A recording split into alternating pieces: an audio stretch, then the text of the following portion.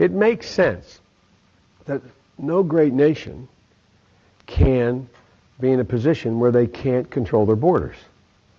It matters how you control your borders. Not just for immigration, but it matters for drugs, terror, a whole range of other things. So that's the first sort of truism.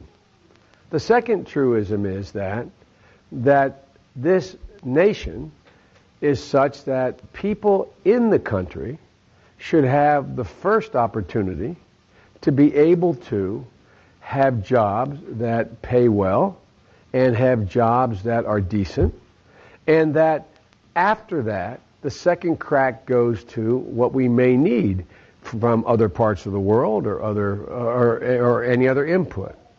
We have to.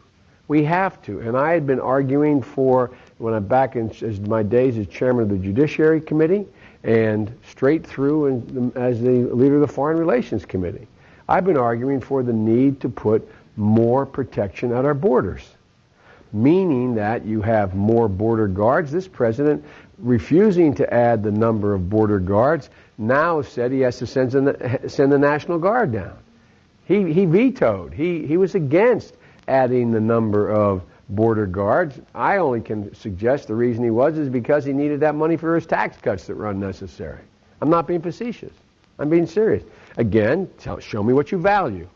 He had put a higher value on tax cuts for the wealthy than he did on protecting the border. And all of a sudden, the public responds, and now he says, now we got to send the National Guard down there that's already overstretched by God knows how much. You know the units going in and out of your own state going to Iraq and to Afghanistan. So I think what you have to do is you have to have a significant increase in the security at the border, including limited elements where you actually have a fence. Not a fence 3,000 miles like these folks are talking about, but you've got to, there are certain places people can go over and under a fence, but you can't take 100 kilos of cocaine over and under a fence. And what you do when you have limited places where fences are in populated areas, you force these drug dealers and others around, making it easier to apprehend because there's fewer places to come through. So I think the combination of virtual fencing, some fencing, additional border patrol is important. It's amazing how the free enterprise system, and my conservative business friends talk about free enterprise and the right of competition and supply and demand.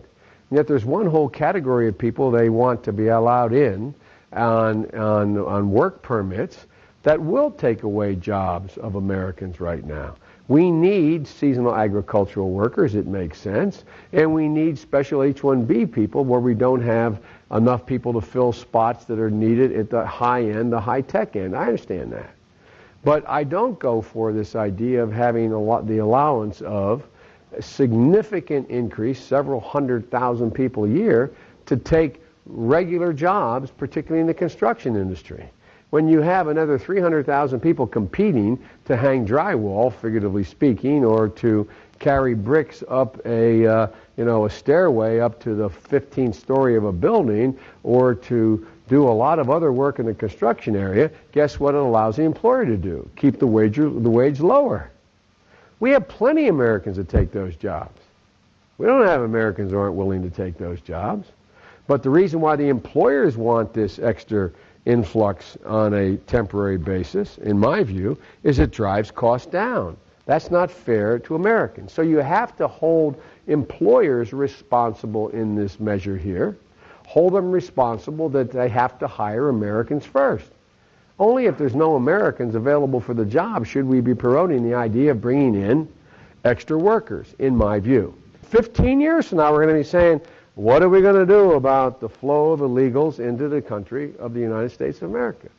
So they're the elements of the way I'd go about dealing with it. It's hard, it's difficult, it's susceptible to demagoguery, but the basic facts are employers have to be held accountable for unscrupulous practices of bringing people here in order to keep wages down.